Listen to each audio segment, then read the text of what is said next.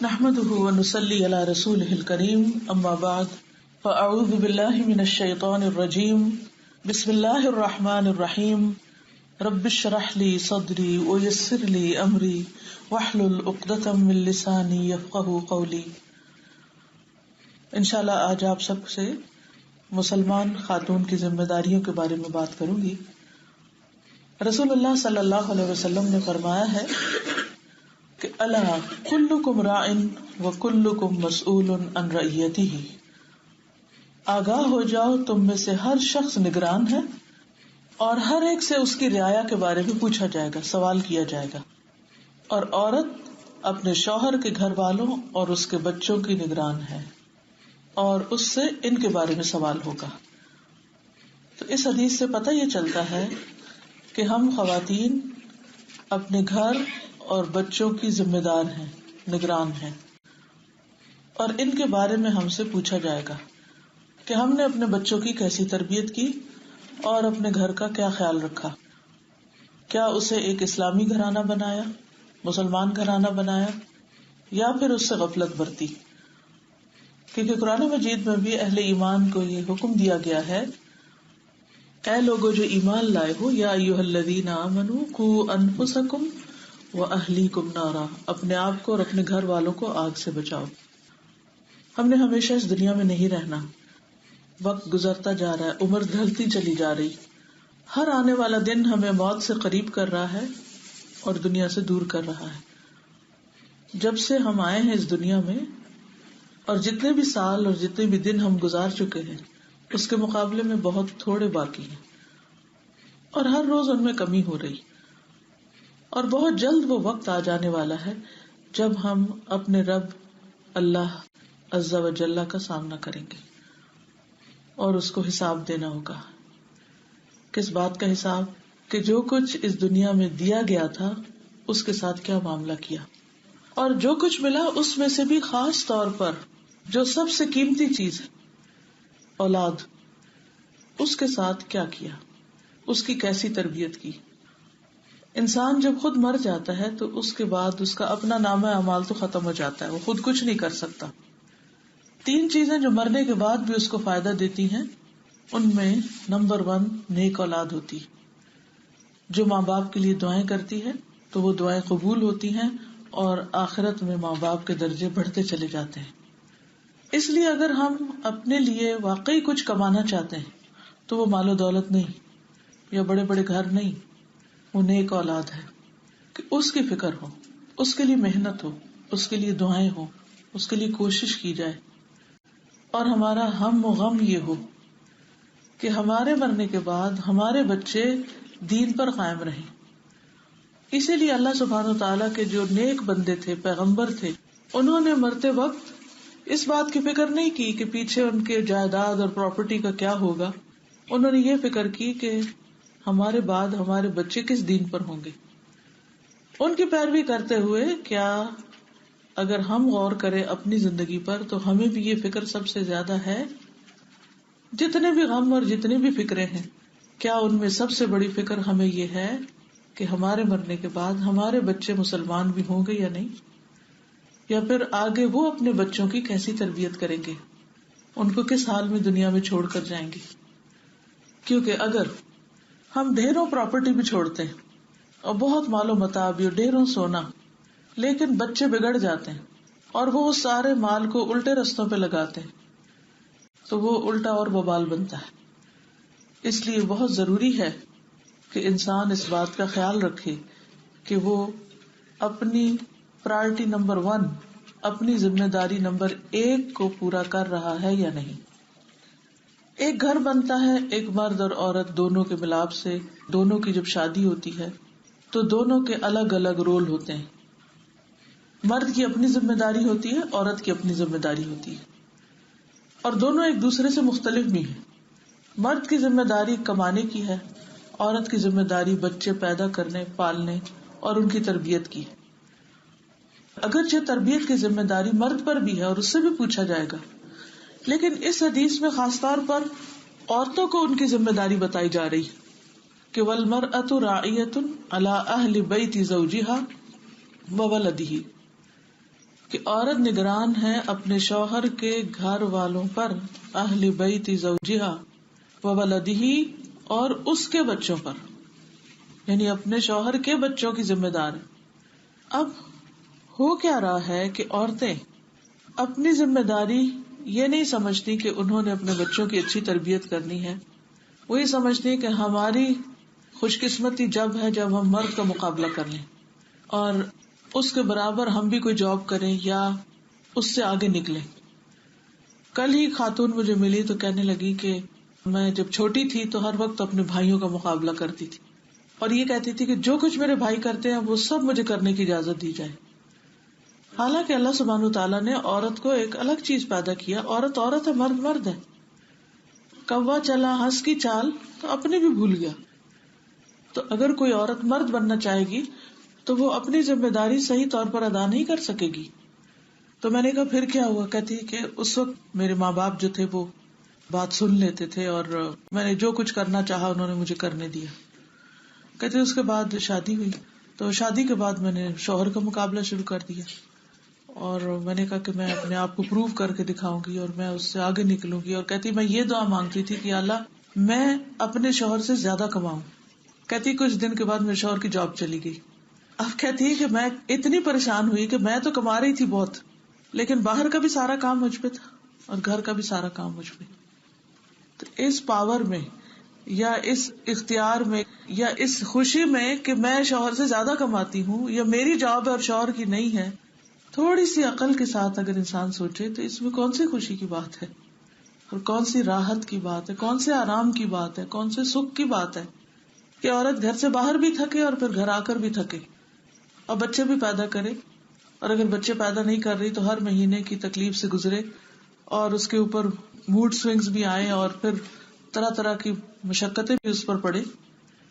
تو یہ کوئی عقل مندی کی بات نہیں ہے کہ عورت مرد کا مقابلہ کرے اور یہ ثابت کرے کہ میں مرد سے زیادہ کماتی ہوں تو میری بات مانی جائے اور مجھے سب کچھ تسلیم کر لیا جائے۔ یاد رکھیے کہ ہر جگہ جہاں انسان کا اختیار زیادہ ہو جاتا ہے، پاور زیادہ ہو جاتی ہے، وہاں ذمہ داری بھی زیادہ ہو جاتی ہے، اس کا کام بھی زیادہ بڑھ جاتا ہے۔ اور پھر ایک وقت ہوتا ہے کہ انسان بہت سے کام کر لیتا ہے، یعنی عورتیں مرد بن کے بھی گزارا کر لیتی ہیں، لیکن پھر ایک وقت آتا ہے کہ وہ اس چیز کی طاقت نہیں پاتی جس کی اللہ نے اس کو دی نہیں۔ اور ویسے بھی جو مرد ہوتا ہے اس کو عورت چاہیے ہوتی ہے بیوی کے طور پر، مرد نہیں چاہیے ہوتا، اللہ یہ کہ کسی کی فطرت بالکل ہی بگڑ چکی ہو، ورنہ عورت کی خوشی عورت ہونے میں ہے۔ ایک عورت کے اندر جتنی زیادہ نسوانیت پائی جائے گی، وومن ہوڈ، وہ جتنی زیادہ نرم و نازک ہوگی یا اس کے اندر ایک محبت ہوگی اور ایک چاہت کا جذبہ ہوگا، وہ اتنی اچھی بیوی بن سکے گی۔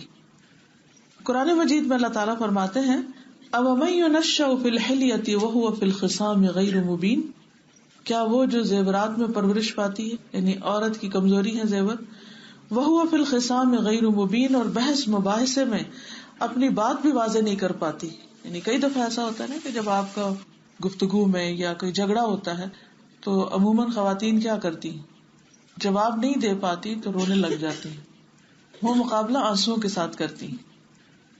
اگر سامنے نہ بہائیں، اس وقت بہادر بن جائیں میاں کے سامنے، بھائی کے سامنے یا کسی اور کے سامنے، تو پھر بعد میں رو کر اس کا ازالہ کرتی۔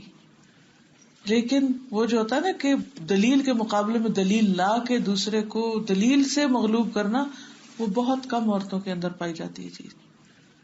پھر اسی طرح عورتوں کو نازک آئینے سے تشبیہ دی گئی، اور حقیقت ہے اگر بظاہر وہ بہت اسٹرانگ بھی بنتی ہے تو دل اس کا عموماً شیشے سے بھی نازک ہوتا ہے۔ بڑے سے بڑے عہدے پر پہنچ جائے عورت، چھوٹی سی بات مائنڈ کر جاتی، کہتی میں ٹوٹ گئی ہوں اس سے، اور رونے لگ جاتی ہے اور ساری اس کی بہادری ختم ہو کے رہ جاتی ہے۔ یعنی کہ میں باعث ہوں عورتوں سے، میں خود ایک عورت ہوں۔ میرے ان باتوں کے کہنے کا مطلب یہ ہے کہ ہمیں عورت بن کے ہی رہنا چاہیے، اور بحیثیت عورت جو ہماری ذمہ داریاں ہیں ان کو ادا کرنے میں خوشی محسوس کرنی چاہیے، اور ان چیزوں میں آگے بڑھنا چاہیے جس میں واقعی عورت کی اللہ سبحانہ وتعالیٰ کے ہاں قدردانی ہے۔ اس سلسلے میں آپ دیکھتے ہیں کہ قرآن مجید میں سورۃ الاحزاب کی آیت نمبر 35 میں اللہ سبحانہ وتعالیٰ نے عورت کو جس معاملے میں مرد کے مقابلے کے لیے کہا ہے وہ کیا ہے، وہ اس کا اسلام ہے، ایمان ہے، اطاعت ہے، سچائی ہے، صبر ہے، عاجزی ہے، صدقہ دینا ہے، روزہ رکھنا ہے، اپنے شرمگاہوں کی حفاظت کرنی ہے اور کثرت سے اللہ کا ذکر کرنا ہے. ان چیزوں میں اگر کوئی عورت مرد کے ساتھ برابری میں یا اس سے آگے نکلتی ہے تو اس کا اجر اتنا ہی بڑا ہے. یہ ہے وہ میدان جہاں ترقی کرنی چاہیے.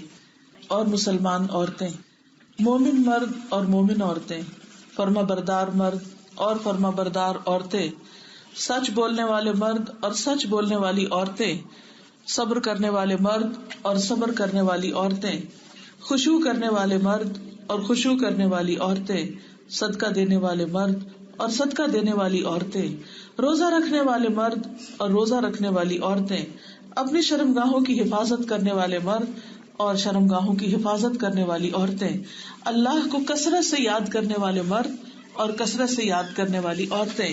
ان سب کے لیے اللہ نے بخشش اور بہت بڑا اجر تیار کر رکھا ہے.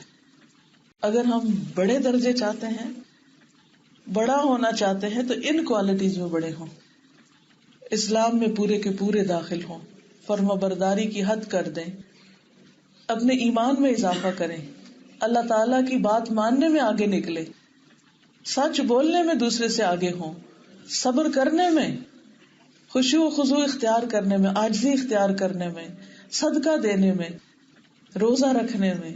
یہ ہے مقابلے کی راہیں. یہاں دیکھا جائے گا کہ واقعی کون عورت مرد کے مقابلے میں آگے ہے. اور پھر اپنی شرم و حیا کی حفاظت اور کثرت سے اللہ کا ذکر، اٹھتے بیٹھتے چلتے پھرتے. عقل مند لوگ وہ ہیں الذین یذکرون اللہ قیاما وقعودا وعلی جنوبہم ویتفکرون فی خلق السماوات والارض. کون ہے عقل مند؟ جو کھڑے، قیام، قعود، بیٹھے اور لیٹے اللہ کو یاد کرتے رہتے ہیں، ہر حال میں اللہ سبحانہ وتعالیٰ کا ذکر کرتے رہتے ہیں اور کائنات کی تخلیق میں غور و فکر کرتے رہتے ہیں. کیونکہ جتنی بھی نشانیاں ہیں آسمان میں اور زمین میں، یہ سب انسان کو اللہ سبحانہ وتعالیٰ کے قریب کرتی ہے. اس سے انسان کے اندر اللہ تعالیٰ کی محبت پیدا ہوتی ہے. تو وہاں جب ترازو میں یعنی قیامت کے دن میزان میں جب اعمال تولے جائیں گے تو وہ وہی ہوں گے جو دنیا میں ہم نے کیے ہوں گے. جیسے حدیث قدسی میں آتا ہے کہ اے لوگو، یہ تمہارے اعمال ہیں جن کو میں تمہارے لیے گن گن کے رکھ رہا ہوں. ایک ایک چیز کاؤنٹ ہو رہی اور محفوظ کر کے رکھ رہا اور تمہیں اسی طرح لوٹاؤں گا.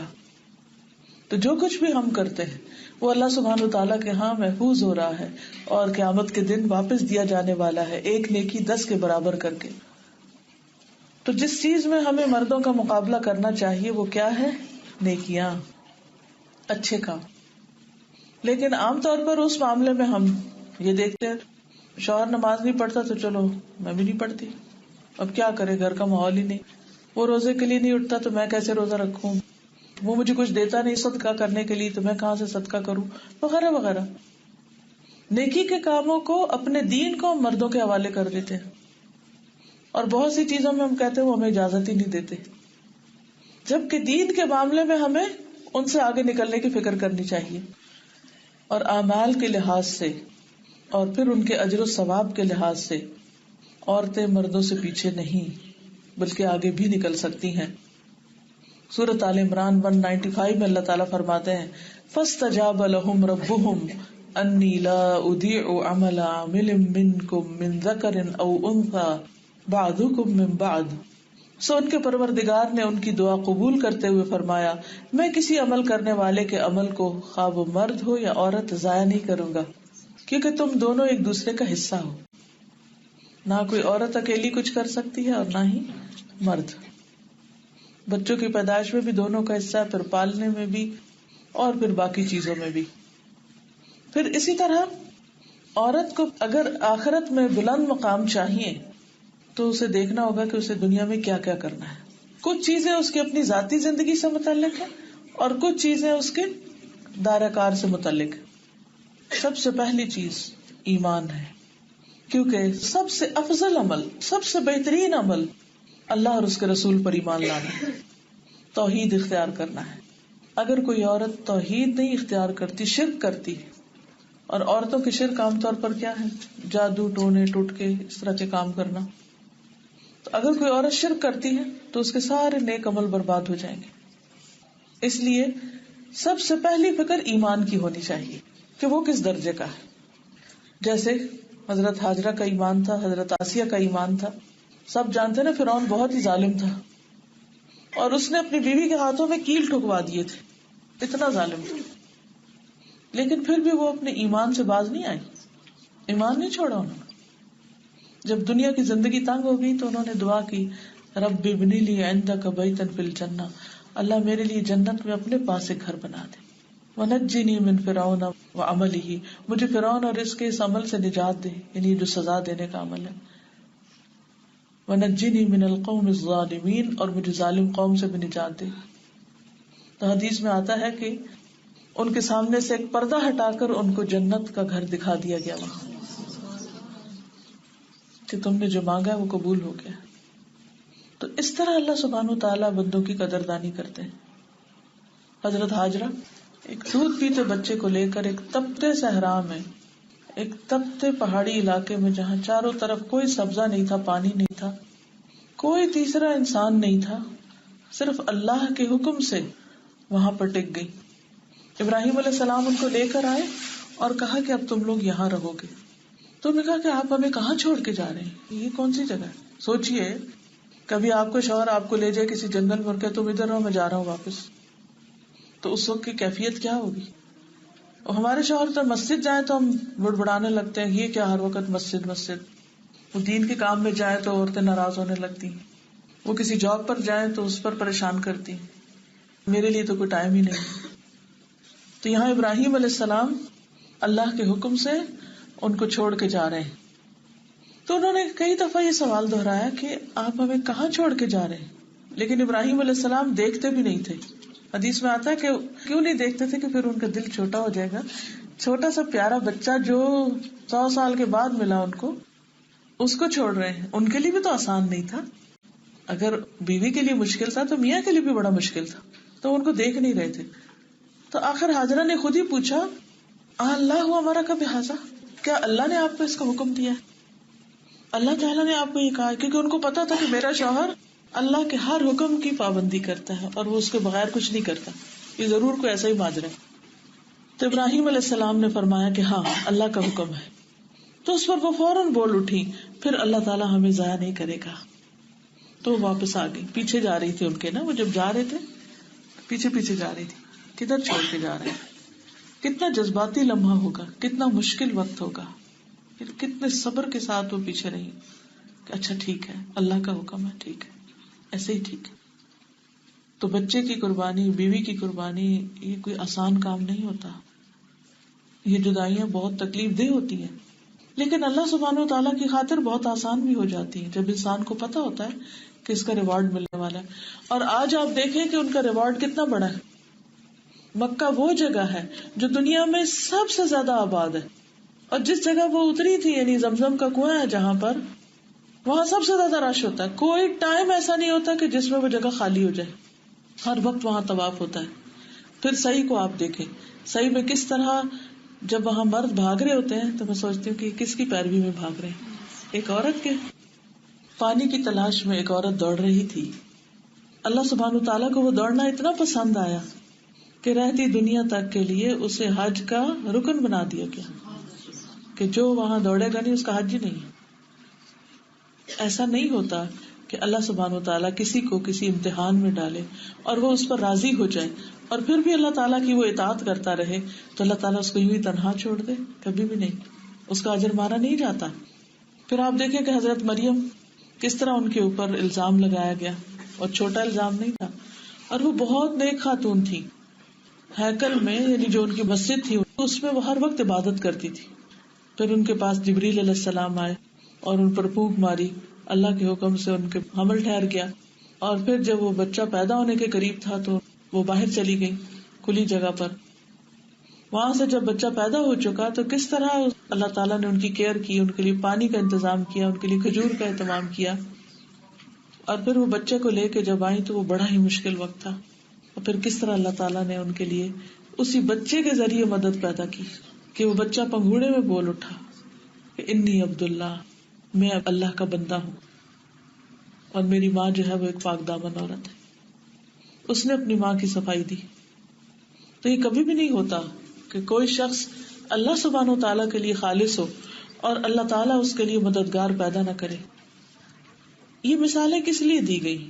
یہ اس لیے دی گئی ہیں کہ دنیا کی جو سب سے بڑی عورتیں ہیں نا، مثالی عورتیں، اور جو جنت کی سردار عورتیں ہیں، ان کی زندگیاں دیکھو کیسی تھی، اور ان کا صبر دیکھو کیسا تھا. ایک ایک نے صبر کیا، اور ایک ایک نے پہاڑ جتنا صبر کیا، اور اس کا اجر بھی تو پھر پہاڑوں برابر ہوگا نا، اور اس سے بھی بڑا. تو کہنے کا مطلب یہ ہے کہ انسان سب سے پہلے اپنے ایمان کی فکر کرے، اور جہاں ایمان بڑھتا وہاں آزمائش بھی بڑھتی. قرآن مجید میں سورۃ العنکبوت کے شروع میں آتا ہے احسب الناس ان یترکوا ان یقولوا آمنا وهم لا یفتنون. کیا لوگوں نے یہ سمجھ رکھا ہے کہ وہ بس اتنا کہہ دیں گے کہ ہم ایمان لائے اور وہ آزمائے نہیں جائیں گے، ان کا امتحان نہیں ہوگا. اللہ تعالیٰ فرماتے ہیں ہم نے پہلے لوگوں کو بھی آزمایا تاکہ ہم دیکھیں کہ سچے کون ہیں اور جھوٹے کون ہیں. دین سے محبت کا دعویٰ کرنا، اللہ سے محبت کا دعویٰ کرنا ہے تو بہت آسان، لیکن جب ٹیسٹ آتا ہے پھر پتہ چلتا ہے کہ ہم واقعی اللہ سے محبت کرتے ہیں یا نہیں کرتے، یا اس کے فیصلوں پر ناراض ہوتے ہیں. کیونکہ جب انسان دین کی طرف آتا ہے تو اس پر طرح طرح کی مشکلات آتی ہیں. بعض اوقات گھر میں بچوں کی پریشانی ہو جاتی ہے، کبھی شوہر کی طرف سے تکلیف آنے لگتی ہے، کبھی باہر کے لوگ اسے ستانے لگتے ہیں. لیکن جس کا ایمان ہوگا وہ کیا کہے گا، اس میں بھی خیر ہے. اللہ تعالیٰ اس تکلیف کے ذریعے، اس آزمائش کے ذریعے مجھے اور زیادہ اپنے قریب کرنا چاہتے ہیں. یہ اللہ کی محبت کی علامت ہے، کیونکہ سب سے زیادہ بڑی آزمائش پیغمبروں کی ہوتی ہے، اور پھر جو ان میں سب سے زیادہ اللہ کے قریب ہوتے ہیں. تو جب دین کے راستے پہ چلتے وقت کوئی پریشانی آئے، کوئی تکلیف آئے، کوئی دکھ آئے، دین پہ چلنا مشکل ہو رہا ہو، حجاب کرنا یا بچوں کو اسلامی تعلیم دینا یا کوئی بھی چیز جو آپ دین کے لیے کرتے ہیں، اللہ کے لیے کرتے ہیں، تو اس وقت اگر حالات تنگ ہوں تو اسے چھوڑنا نہیں، اسے جاری رکھنا ہے، کیونکہ آپ اللہ کے لیے کر رہے ہیں اور اللہ آپ کو تنہا نہیں چھوڑے گا. جب ٹیسٹ گزرے گا تو آپ پہلے سے بھی زیادہ بہتر ہو چکے ہوں گے، آپ کا ایمان بڑھ چکا ہوگا، آپ کا تقویٰ بڑھ چکا ہوگا، اور آپ کے لیے نیکی کے اور زیادہ مواقع کھل جائیں گے. تو اس لیے ہمیشہ اپنے سے بہتر خواتین کی طرف انسان دیکھے. حضرت خدیجہ ہیں مکہ کی مالدار ترین خاتون. کہتے ہیں کہ جس وقت ان کے تجارتی قافلے واپس آتے تھے، جس میں حضور صلی اللہ علیہ وسلم بھی تشریف لے گئے تھے ان کا بزنس کرنے کے لیے، تو وہ زمین ہلنے لگتی تھی. یعنی اتنا زیادہ سامان لدا ہوا آتا اور اتنا بڑا ان کا کاروان آتا. جب حضور صلی اللہ علیہ وسلم کے ساتھ شادی ہوئی، کہتے ہیں کہ وہ 40 سال کی تھی، اور جتنے بھی بچے ہوئے 40 سال کے بعد پیدا ہوئے، جو حضور صلی اللہ علیہ وسلم سے بچے پیدا ہوئے. ہمارے ہاں تو 20 سال میں پیدا نہیں کرنا چاہتے، تھک گئے ہم، یہ بہت تنگ کرتے ہیں، اور ایک ہی بچہ کافی ہے، 2 میکسیمم، بس ختم. کیونکہ مشکل کام ہے نا، عورت کی آزمائش اس کی اولاد اور اولاد کی تکلیفیں جو وہ پیدائش میں اور حمل میں برداشت کرتی. تو بہرحال ہم دیکھتے ہیں کہ حضرت خدیجہ نے ہمیشہ آپ کا ساتھ دیا. پھر نبی صلی اللہ علیہ وسلم پر جو کیفیات طاری ہونے لگ گئی کہ آپ غور و فکر زیادہ کرنے لگ گئے، بات کم کرتے تھے، غار ہرا کی طرف نکل جاتے تھے. اور غار ہرا آپ میں سے کوئی گیا ہو تو اسے پتا ہے کہ وہ کتنی اونچی جگہ ہے جہاں وہ چڑھتے تھے، اور وہاں کئی کئی دن گزارتے تھے، اور اپنا کھانا پینا ساتھ لے جاتے، ستو اور پانی، پکا وہ کھانا روز نہیں جاتا تھا 3 ٹائم کو. اور پھر کبھی حضرت خدیجہ بھی ان کے پیچھے جاتی تھی، لیکن انہوں نے کبھی اعتراض نہیں کیا کہ آپ نے یہ کیا طریقہ اختیار کر لیا، کئی کئی دن گھر سے غائب ہو جاتے ہیں. ایز لانگ ایز مرد اچھا کام کر رہا ہو، نیکی کے کاموں میں مصروف ہو، تو عورت کا فرض بنتا ہے کہ وہ تعاون کرے. پھر جب آپ وہی لے کر آئے تو کتنے پریشان تھے، کس نے کمفرٹ کیا، کیسی اچھی بیوی تھی. پھر اپنے چچا کے بیٹے کے پاس لے گئی، ورقہ بن نوفل کے پاس، یعنی کہ کس طرح ہر معاملے میں انہوں نے ان کا ساتھ دیا. اب آپ دیکھیے کہ عورت کی ذمہ داری پھر کیا بنتی ہے، اپنے ایمان کی حفاظت کے لیے جو بھی قربانی دینی پڑے وہ دے، اور پھر اس کے ساتھ اپنے گھرانے کو مسلمان بنانے کے لیے شوہر کے ساتھ تعاون کرے. اور اگر شوہر دین پر نہیں، یہ مثالیں تو وہ ہے نا جس میں گھرانہ دین پر ہے، تو اس میں حضرت آسیہ کی مثال ہے. بچے کی طرف سے کوئی آزمائش ہے تو حضرت مریم کی مثال. اور پھر اسی طرح اگر یعنی شوہر کے کہیں باہر کی مصروفیت ہے دین کی، تو اس میں حضرت خدیجہ کی مثال کہ کس طرح انہوں نے صبر و تحمل سے کام لیا، اور کس طرح شیب ابی طالب میں وہ حضور صلی اللہ علیہ وسلم کے ساتھ 3 سال تک رہی. اتنی مالدار عورت, اور ایسے حال میں کہ کھانے کے لیے پتے کے سوا کچھ نہیں تھا. حتیٰ کہ وہ اتنی بیمار ہو گئی, کیونکہ عمر بھی زیادہ ہو چکی تھی, اتنی بیمار ہو گئی کہ اس کے بعد فوت ہو گئی. تو ایمان کی حفاظت, دین کی حفاظت ہماری ذمہ داری نمبر 1 ہے. اور اس میں شرک سے اجتناب, ایک طرح کہ ایمان لانا اور ایمان بڑھانے والے نیک عمل کرنا, اور ایک یہ کہ ایمان کو تباہ کرنے والے کاموں سے پرہیز کرنا, اور اس میں خصوصاً شرک.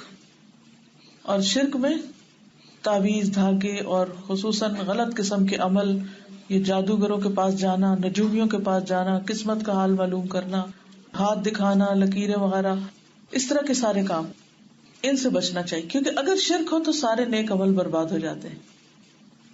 دوسرا اہم کام جو کرنے کا ہے وہ ہے وقت پر نماز ادا کرنا. گھریلو کاموں میں بچوں کے ساتھ, کئی ذمہ داریوں کے ساتھ عام طور پر خواتین اپنی نمازوں کی حفاظت نہیں کرتی, اور چھوٹی چھوٹی بات پہ نماز چھوڑ دیتی. وہ کہتے بچے چھوٹے, کپڑے نہ پاک ہیں. عورتوں کی اکثریت کو یہ بہانہ کرتے ہوئے سنا گیا ہے کہ وہ کہتی ہیں کہ کپڑے نہیں پاک اس لیے نہیں پڑھ سکتے, بچہ رو رہا تھا اس لیے نماز نہیں پڑھ سکتے. یہ کوئی عذر نہیں ہے کہ بچہ رو رہا تھا نماز نہیں پڑھنی. جو عورت 5 وقت کی نماز پڑھتی, اپنی شرمگاہ کی حفاظت کرتی, اپنے شوہر کی اطاعت کرتی, اس سے کہا جائے گا کہ جنت کے جس دروازے سے چاہے داخل ہو جائے. پھر نمازوں کے علاوہ اپنے ذکر اذکار کی بھی پابندی, اور یہ پابندی اس وقت ہو سکتی ہے جب فالتو باتیں چھوڑی جائیں. مردوں کے مقابلے میں عام طور پر عورتیں بہت باتونی ہوتی ہیں, چھوٹی چھوٹی باتوں کو بار بار ڈسکس کرتی رہتی ہیں, باتیں کرتی رہتی ہیں, جس کے نتیجے میں ذکر چھٹ جاتا ہے.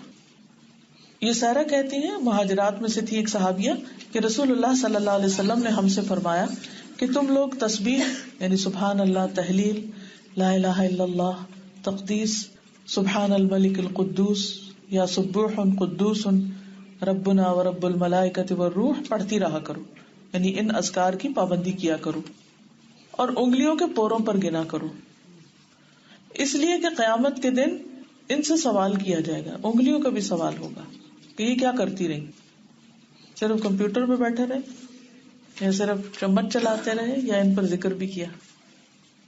اور وہ بولے گی, انگلیاں بولے گی. پھر غافل نہ ہونا, کیونکہ اس سے تم اسباب رحمت بھول جاؤ گی, یعنی جو ذکر چھوڑ دیتا ہے وہ رحمت سے دور ہو جاتا ہے.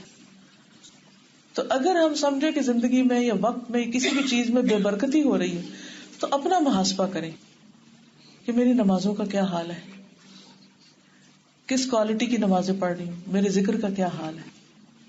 کیونکہ اللہ سبحانہ و تعالیٰ جب دیکھتا ہے نا بندہ تھوڑا غافل ہونے لگتا ہے تو وہ کوئی ایسی چیز ڈال دیتا ہے کہ اسے کہتا ہے واپس آؤ.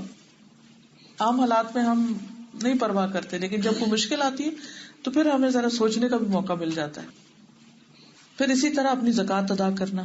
بہت سی خواتین یہ کہتی کہ شاید مردوں کا کام ہے, ہم کون سا کماتے ہیں. عام طور پر یہ سنا گیا کہ ہم اس لیے زکوٰۃ نہیں دیتے کیونکہ ہم کماتے نہیں. اس کا کمائی سے کوئی تعلق نہیں. اگر آپ کے پاس پیسے جمع ہیں, چاہے ورثے میں ملے ہیں کہیں سے بھی, یا پھر آپ کے پاس کوئی زیورات ہیں, تو اس پر آپ کو زکوٰۃ دینی ہے. اگر شوہر دے دیتا تو ٹھیک ہے, اگر نہیں دیتا تو اسی زیور کے اندر سے آپ زکوٰۃ نکالیں گی. اسماء بنت یزید کہتی ہیں کہ میں اور میری خالہ نبی صلی اللہ علیہ وسلم کی خدمت میں حاضر ہوئی. ہمارے پاس سونے کے کنگن تھے. آپ نے فرمایا کیا تم دونوں اس کی زکوٰۃ دیتی ہو, یعنی چوڑیاں جو پہنی ہوئی ہیں. ہم نے کہا نہیں.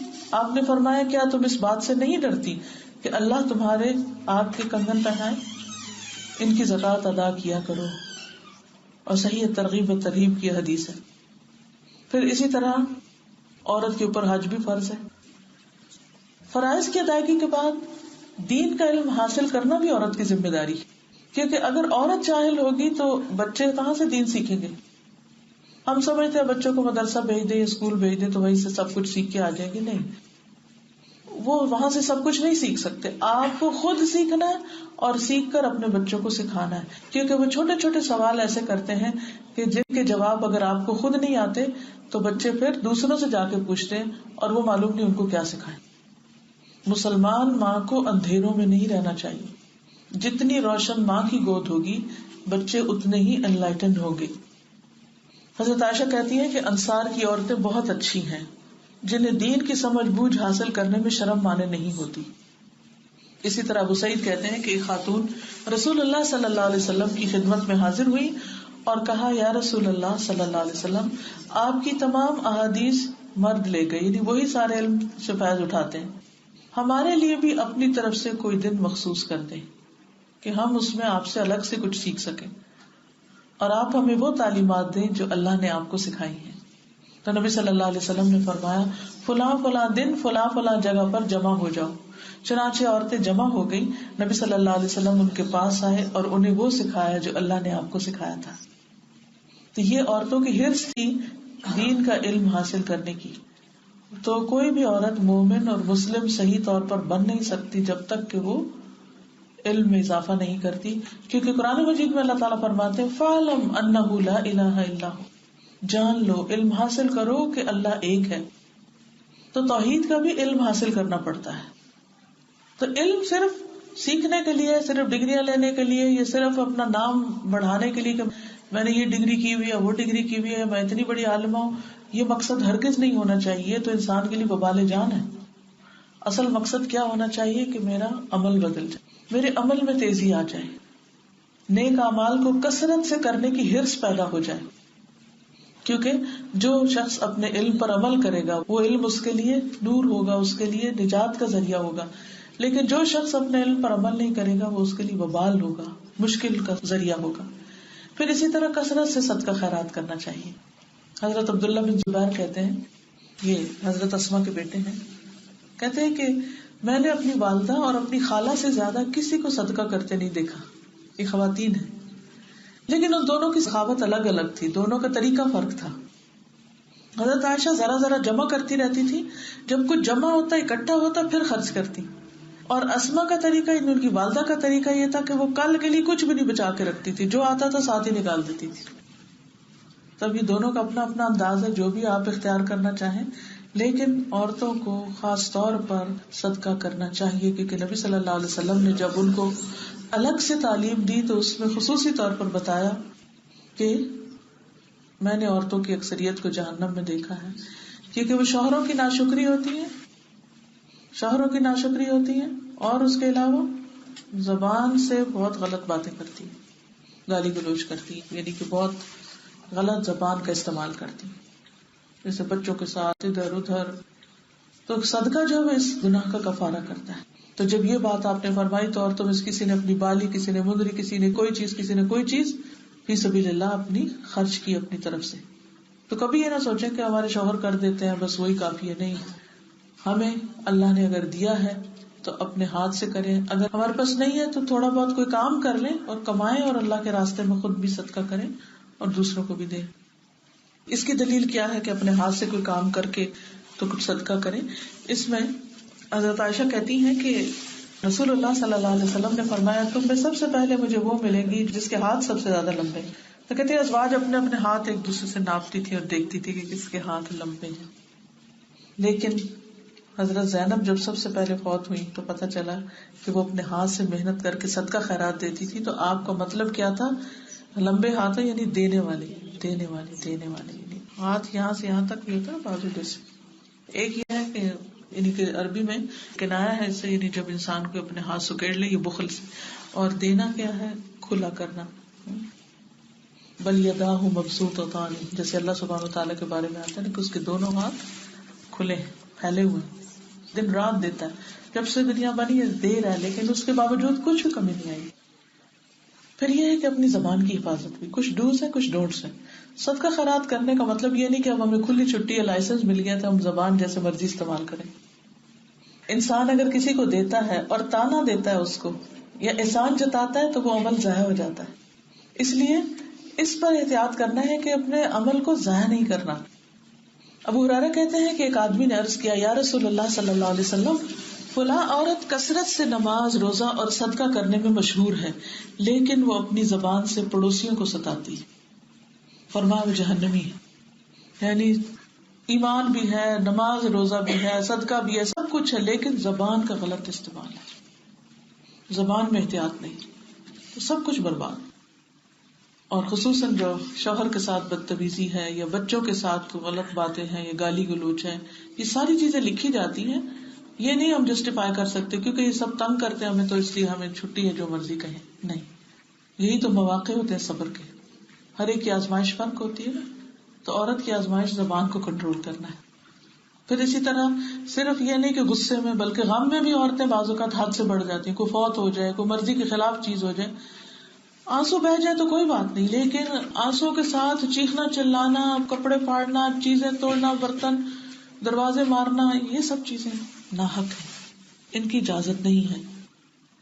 اسی طرح اگر بچے کی وفات پر عورت نوحہ کرتی ہے, یعنی کہ اپنے منہ پہ مارتی ہے, بال نوچتی ہے, فرمایا اگر نوحہ کرنے والی عورت مرنے سے پہلے توبہ نہیں کرے گی تو قیامت کے دن اس حال میں کھڑی ہوگی کہ اس پر گندھک کا کرتا اور زم کی چادر ہوگی. ایک اور جگہ خارش کے کرتے کی بات آتی ہے, یعنی آخرت میں اس کے لیے بہت سخت تکلیف ہوگی. تو اس لیے کسی کی بھی وفات ہو, چاہے باپ کی ہو, چاہے بیٹے کی ہو, یا کسی اور کی, نوحہ نہیں کرنا. پھر عورت کی ایک خاص آزمائش اس کا لباس ہے. بہت سی عورتیں نماز روزہ بھی کرتی ہیں لیکن حجاب نہیں کرتی, بال نہیں ڈھانپتی باہر نکلتے وقت, یا کپڑے سی تھرو ہوتے ہیں, یا سلیو لیس, یا بہت ہی شارٹ سلیوز, یا بہت ٹائٹ کپڑے پہننے لگتی. تو عورت کا تو مطلب کیا ہے؟ لفظ عورت کا کیا میننگ؟ چھپی ہوئی چیز. عورت کو عورت کہا ہی اس لیے جاتا ہے کہ وہ چھپا کے رکھنے والی چیز ہے. اس کا حسن, اس کی زینت, اس کا جسم, وہ سب کے لیے شو پیس نہیں ہے کہ وہ جس کو چاہے اپنے جسم کو ایکسپوز کر کے دکھائے. نہیں, اس سے اس کی ویلیو میں اضافہ نہیں ہوتا, کمی ہوتی ہے. تو ہر مسلمان عورت کے لیے لازم ہے کہ وہ اپنے حجاب کا خیال رکھے. اس میں اگر آپ قرآن مجید کا مطالعہ کریں تو سورۃ الاعراف میں لباس کا ذکر آتا ہے, خذوا زینتکم عند کل مسجد, اور پھر یا بنی آدم قد انزلنا علیکم لباسا یواری سوآتکم وریشا, کہ ہم نے تم پر لباس اتارا. اور لباس کا تو جیسے قمیص شلوار ہے یا جو بھی ہم پہنتے ہیں, یہ جو جسم کے ساتھ چپکنے والا کپڑا ہوتا ہے, یہ لباس ہوتا ہے. پھر اس کے بعد عورت کے لباس میں خمار بھی ہوتا ہے. خمار دوپٹے کو کہتے ہیں. سورۃ النور میں آپ دیکھیں گے تو اللہ تعالیٰ فرماتے ہیں کہ وَلْيَضْرِبْنَ بِخُمُرِهِنَّ عَلَى جُيُوبِهِنَّ, عورتوں کو اپنے خمار اپنے سینے پہ ڈالنے چاہیے, اس لیے سر ننگا کر لیں. خمار ہوتا سر کا کپڑا ہے, لیکن وہاں رواج یہ تھا کہ سر کے اوپر پہن کے اور اس کو پیچھے سے باندھ دیا جاتا تھا. کانٹے اور گلے کا ہار, یہ سب نمائش کرتی تھی عورتیں اس زمانے میں, جاہلیت کے دور میں, اسلام سے پہلے میں. تو مسلمان عورت کو کیا حکم دیا گیا کہ سر کا اس طرح پہنے کہ وہ یہ سارا کچھ چھپ جائے, اور سینہ خاص طور پہ چھپے, کیونکہ سینہ عورت کی زینت ہے, سب سے زیادہ خوبصورت جگہ سینے کا ابھار, یہی سے وہ مرد سے مختلف نظر آتی.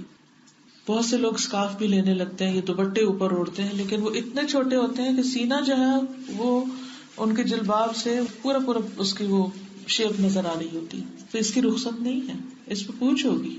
تو سینہ ڈھانکنے کا حکم ہے قرآن مجید میں. پھر تیسری چیز جو ہے جلباب ہے, جو سورۃ الاحزاب میں آتا ہے, جس کا حکم یا ایھا النبی قل لازواجک وبناتک ونساء المؤمنین یدنین علیہن من جلابیبہن.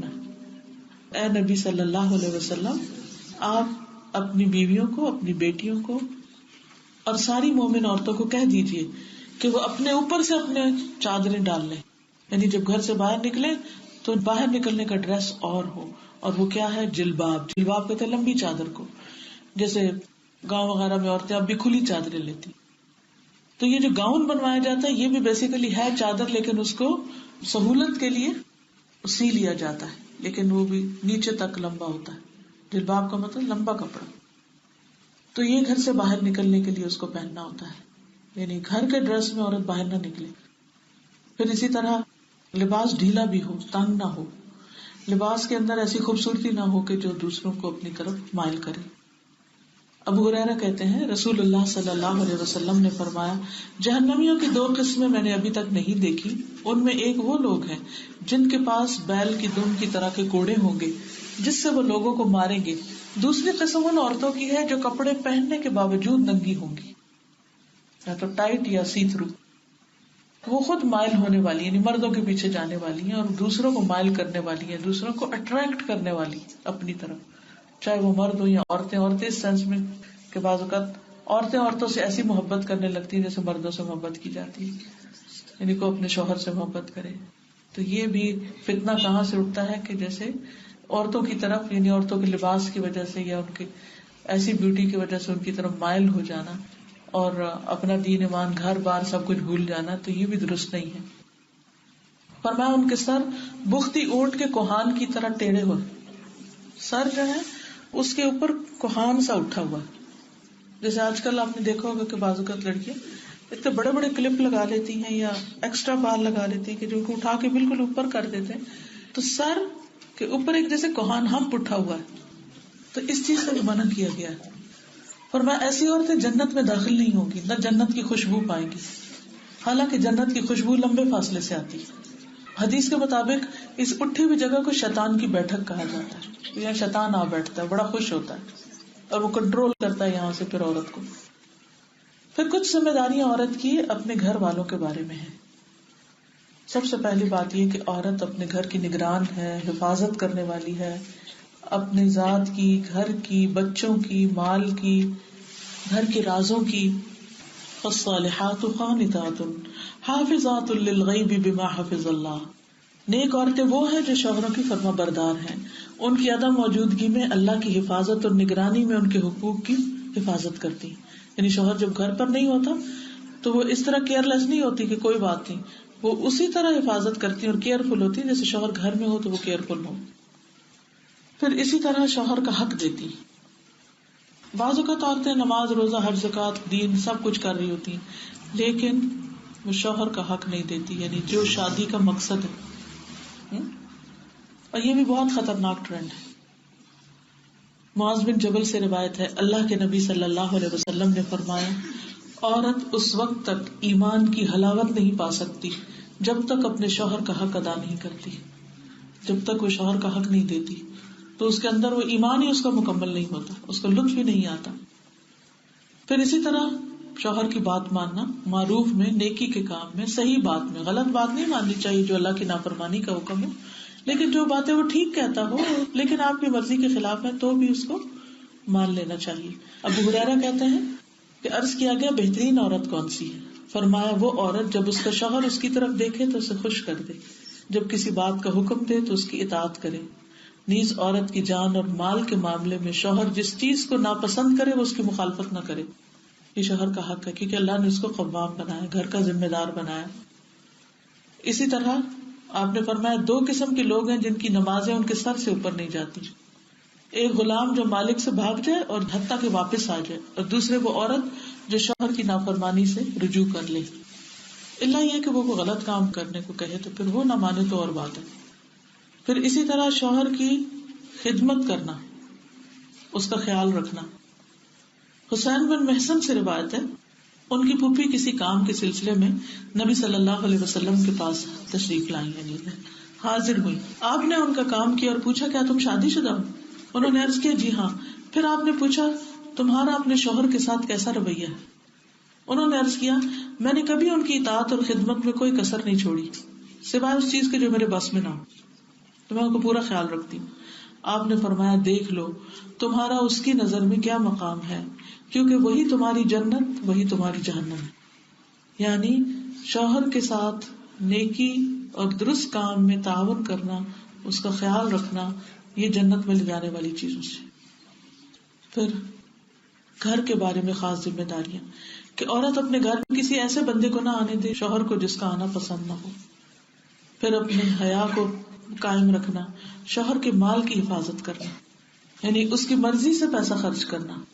جتنا اس نے اجازت دے رکھی ہے کہ یہ تمہارا جیب خرچ ہے اس میں انسان جو کرے، لیکن یہ نہیں کہ اصل مال میں سے اس کو بتائے بغیر کوئی وہ چیز گھر میں لایا اور اسے بتائے بغیر ہی وہ کسی اور کو صدقہ کر دے، تو اس کی اجازت نہیں. رسول اللہ صلی اللہ علیہ وسلم نے فرمایا بہترین بیوی وہ ہے جس کی طرف تم دیکھو تو تمہیں خوش کر دے، یعنی مسکراہٹ سے، اچھے کپڑوں سے، اچھے رویے سے، معاملے سے. جب تم کسی بات کا حکم دو تو وہ کر دے، تمہاری عدم موجودگی میں تمہارے مال اور اپنی ذات کی حفاظت کرے. پھر اسی طرح اگر شوہر کماتا نہیں اور بیوی کماتی ہے تو پہلا حق ان کا ہے، یعنی شوہر جاب لیس ہے یا کوشش کر رہا ہے مگر اتنا نہیں ہے اس کے پاس اور بیوی کے پاس ہے کسی بھی ذریعے سے، تو اسے شوہر اور اس کے بچوں پہ خرچ کرنے کا دگنا اجر ملے گا. اس میں یہ کہ ایک دفعہ حضرت زینب جو تھی حضرت عبداللہ بن مسعود کی اہلیہ، انہوں نے صدقے کے بارے میں کچھ سنا تو کہا کہ تم لوگوں پر خرچ کرنے کی وجہ سے میں کہیں صدقہ نہیں کر سکتی. تو اس پر ان کو کیا بتایا گیا؟ انہوں نے کہا کہ دیکھو باہر خرچ کرنے سے پہلے نبی صلی اللہ علیہ وسلم سے پوچھ لو. تو وہ گئی نبی صلی اللہ علیہ وسلم کے پاس. تو آپ نے ان کو کیا بتایا کہ تمہارے شوہر اور تمہارے لڑکے اس صدقے کے زیادہ مستحق ہیں، یعنی کہیں اور دینے کی بجائے گھر میں دو، اور وہ عورت کے لیے اجر ہی اجر لکھا جاتا ہے. حضرت رائتہ جو حضرت عبداللہ بن مسعود کی بیوی اور ان کے بچوں کی ماں تھی، وہ ہاتھ سے ہنر کمانے والی عورت تھی، اور وہ ابن مسعود پر اور ان کے بچوں پر اپنی کمائی میں سے خرچ کرتی تھی. پھر اسی طرح کبھی شوہر کے حالات بہت مشکل ہو جاتے ہیں، کوئی جاب نہیں ہوتی، آپ کو گھر میں بھی کام کرنا پڑتا ہے یا بعض اوقات باہر کام کرنا پڑتا ہے، تو اس میں بھی اجر ہے. حضرت اسما کی مثال ہمارے سامنے ہے. ان کے شوہر زبیر جو تھے، ان کا ایک گھوڑا تھا اور وہ ان کی دیکھ بھال کرتی تھی، گھوڑے کی دیکھ بھال کرتی تھی. وہ کہتی ہے میرے لیے گھوڑے کی دیکھ بھال سے زیادہ سخت کوئی کام نہیں تھا. اسی طرح اونٹ کے لیے گٹلیاں کوٹتی تھی کھانے کے لیے اس کے. اور سوچا کہ کچھ بھی کوٹنا پڑے تو کتنی طاقت لگتی، اور وہ اتنی جسمانی مشقت کرتی تھی. اسے پانی پلاتی، ڈول کو سیتی. وہ کہتی پھر کچھ عرصے کے بعد نبی صلی اللہ علیہ وسلم نے میرے لیے خادم بھیج دیا اور میں گھوڑے کی دیکھ بھال سے بڑی ذمہ ہو گئی. تو یوں لگا جیسے آپ نے مجھے آزاد کر دیا غلامی سے. یہ گھر کے کام نہیں تو باہر کے کام تھے. تو کبھی ضرورتاً باہر کے کام بھی کرنے پڑتے ہیں، تو اس میں بھی خوش دلی سے کرنا چاہیے، کیونکہ اجر ہی اجر ہے، کیونکہ یہ احسان ہے آپ کا. پھر اسی طرح رسول اللہ صلی اللہ علیہ وسلم نے احسان نہ ماننے والی ناشکری عورتوں کو وعید بھی سنائی ہے. آپ نے فرمایا بے شک فساق جہنمی ہے. پوچھا گیا فساق کون ہے؟ فرمایا عورتیں. ایک آدمی نے کہا کیا وہ ہماری مائیں بہنیں بیویاں نہیں ہیں؟ آپ نے فرمایا کیوں نہیں، لیکن جب ان کو نعمتیں ملتی ہیں تو شکر نہیں کرتی، جب آزمائش آتی ہے تو صبر نہیں کرتی. تو یہ بہت بڑا ٹیسٹ ہے. دیکھیے مردوں کے ٹیسٹ اور طرح کے ہوتے ہیں، لیکن عورتوں کے ٹیسٹ اس کے شوہر اور بچوں میں ہوتے ہیں اور سخت سے سخت ہوتے ہیں. تو ایسی صورت میں اگر شوہر کی طرف سے بے رخی بھی ہے یا اس کا رویہ ٹھیک بھی نہیں، تو جو کچھ ملا ہوا ہے، جو چھت جس کے نیچے بیٹھے ہیں، جو نعمتیں بھی اللہ نے دی ہیں، ان پہ کہنا چاہیے اللہ میں خوش ہوں، میں راضی ہوں، اور میرا یہ یقین ہے کہ دنیا میں جو مجھے نہیں مل رہا تو آخرت میں مجھے ضرور دے گا. عبداللہ بن عمر بیان کرتے ہیں کہ رسول اللہ صلی اللہ علیہ وسلم نے فرمایا اللہ تعالیٰ اس عورت کی طرف نہیں دیکھتا جو اپنے خاوند کی شکر گزار نہیں ہوتی، یعنی اس کی جو ایفرٹ ہے، اس کی جو محنت ہے، اس کو وہ کنسیڈر ہی نہیں کرتی کہ وہ بھی کچھ کرتا ہے، حالانکہ وہ اس سے بے نیاز نہیں ہو سکتی. یعنی شوہر کے بغیر رہنا بھی کوئی آسان نہیں ہوتا. اب آپ دیکھیں کہ بعضوں کا زندگی اتنی تنگ ہو جاتی ہے کہ شوہر کی کمائی بھی تھوڑی ہے، گھر میں مدد بھی نہیں ہے، اس کا رویہ بھی اچھا نہیں ہے. تو ہم دیکھتے کہ حضرت فاطمہ رضی اللہ تعالیٰ عنہا جو تھی، ان کو گھر کے سارے کام کرنے پڑتے تھے تو بہت تھک جاتی تھی. وہ حضور صلی اللہ علیہ وسلم کے پاس گئی کہ مجھے کوئی خادم دے دیا جائے اپنے باپ کے پاس، کیونکہ شوہر تو افورڈ نہیں کر سکتے تھے. تو اس سے بھی پتہ چلتا ہے کہ اگر شوہر افورڈ نہ کر سکے، ماں باپ مدد کریں تو ان کے لیے صدقہ ہے. بہرحال وہ جب آئی تو حضور صلی اللہ علیہ وسلم گھر پہ نہیں تھے، تو رات کے وقت حضور صلی اللہ علیہ وسلم ان کے پاس تشریف لے گئے ان کو وزٹ کرنے کے لیے. تو وہ اس وقت دونوں لیٹے ہوئے تھے، تو آپ نے کہا تم مت اٹھو، اور آپ ان کے بیچ میں بیٹھ گئے اور کہا کہ کیا میں تمہیں ایسی چیز نہ سکھا دوں کہ جو خادم سے بھی بہتر ہے. 33 دفعہ سبحان اللہ، 33 دفعہ الحمدللہ، 33 دفعہ اللہ اکبر. یہ عمل بہتر ہے اس سے جو تم نے مانگا. پھر اسی طرح اپنے شوہر اور بچوں کے علاوہ اپنے والدین کی ذمہ داری کہ ان کے ساتھ صلہ رحمی کی جائے، اچھا سلوک کیا جائے، یہ بھی حسب توفیق کرتے رہنا چاہیے. جیسے حضرت اسما کی والدہ آئیں جو مشرک تھی، تو انہوں نے نبی صلی اللہ علیہ وسلم سے پوچھا کہ انہیں کچھ چاہیے میں ان کے ساتھ صلہ رحمی کروں، تو آپ نے فرمایا اپنی ماں کے ساتھ صلہ رحمی کرو. پھر اسی طرح یہ ہے کہ بچوں کے ساتھ مہربانی، بچوں کے ساتھ اچھا سلوک کرنا اور بچوں کے ساتھ نرمی کا برتاؤ کرنا، ان کی ضروریات کو اپنی ضروریات سے آگے رکھنا. پھر اسی طرح ان کی تربیت چاہے خود کریں یا کہیں تربیت کا انتظام کریں. جیسے حضرت انس رضی اللہ تعالیٰ عنہ تھے، تو وہ 10 سال کے تھے جب ان کی والدہ ان کو نبی صلی اللہ علیہ وسلم کے پاس چھوڑ آئی تھی، اور وہ کہتے ہیں کہ میری نانی، خالہ سب مجھے مسلسل تاکید کرتی کہ حضور صلی اللہ علیہ وسلم کی خدمت کرو.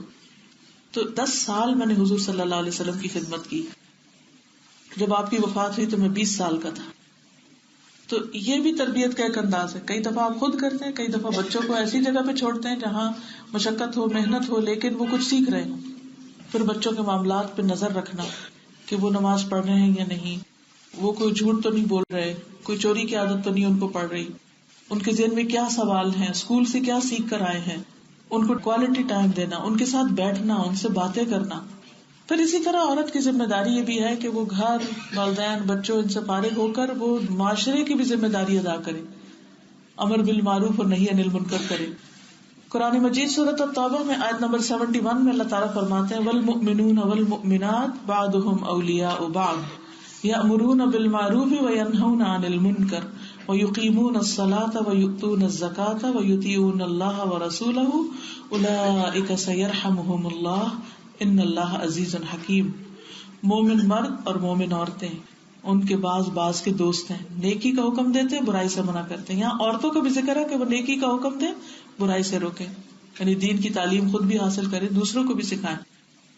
نماز قائم کرتے ہیں، زکوٰۃ دیتے ہیں، اللہ اور اس کے رسول کا حکم مانتے ہیں. یہی لوگ ہیں جن پر اللہ ضرور رحم کرے گا، یعنی ایمان، عبادت کے علاوہ دوسروں کے ساتھ خیر خواہی. بے شک اللہ سب پر غالب اور کمال حکمت والا ہے.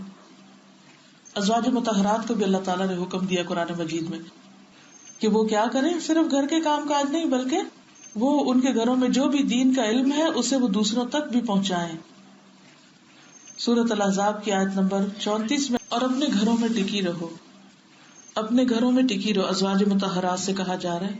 اور پہلی جاہلیت کے زیب و زینت ظاہر کرنے کی طرح زینت ظاہر نہ کرو، نہیں لوگوں کو اپنا حسن مت دکھاؤ، اور نماز قائم کرو اور زکوٰۃ دو اور اللہ اور اس کے رسول کا حکم مانو. اللہ تو یہی چاہتا ہے کہ تم سے گندگی دور کر دے. یعنی یہ حکم جو پردے کا ہے یہ کس لیے ہے؟ تاکہ اوروں کی نجاستیں، بری نظریں تم پر نہ پڑیں اور تمہیں پاک کر دے. خوب پاک کرنا. اور تمہارے گھروں میں اللہ کی جن آیات اور حکمت کی باتوں کی تلاوت کی جاتی ہے، جو کچھ بھی قرآن و حدیث میں سے پڑھا جاتا ہے انہیں یاد کرو، اس کا ذکر کرو. بے شک اللہ ہمیشہ سے نہایت باریک بین، پوری خبر رکھنے والا. تو ازواج مطہرات کو پردے کا حکم بھی دیا گیا، لیکن اس کے ساتھ ساتھ دین کی تعلیم دینے کا بھی. تو ہم مسلمان عورتوں کے اوپر ذمہ داری کہ صرف اپنے بچوں کی فکر نہ کریں، یہ صرف اپنے گھر کی عورتوں کی نہیں، ان عورتوں کی بھی جن کے پاس سیکھنے کا کوئی طریقہ نہیں، کوئی سلسلہ نہیں. پھر خدمت خلق کے کام. ام عطیہ انصاریہ کہتی ہیں کہ میں نے رسول اللہ صلی اللہ علیہ وسلم کے ساتھ 7 غزوات میں حصہ لیا، 7 جنگوں میں میں ساتھ گئی. میں خیموں میں رہ کے مجاہدین کے لیے کھانا تیار کرتی تھی. پھر اسی طرح حضرت رفیدہ جو تھی وہ طب میں ماہر تھی. ربیہ کہتے ہیں کہ ہم جہاد میں جاتی، پانی پلاتی، زخمیوں کا علاج کرتی، زخمیوں اور مقتولوں کو اٹھا کر مدینہ لاتی.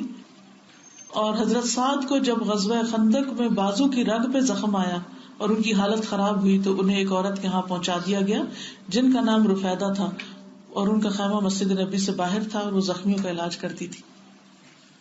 تو اپنی حیثیت کے مطابق عورت گھر سے باہر کے کاموں میں بھی حصہ لے سکتی ہے، لیکن شرط یہ ہے کہ اس کا ایمان، اس کی عبادات اور اس کے عمل جو ہیں وہ اللہ تعالیٰ کی مرضی کے مطابق ہوں. وآخر دعوانا ان الحمد للہ رب العالمین. سبحانک اللہم وبحمدک اشہد ان لا الہ الا انت استغفرک واتوب الیک. السلام علیکم ورحمۃ اللہ وبرکاتہ.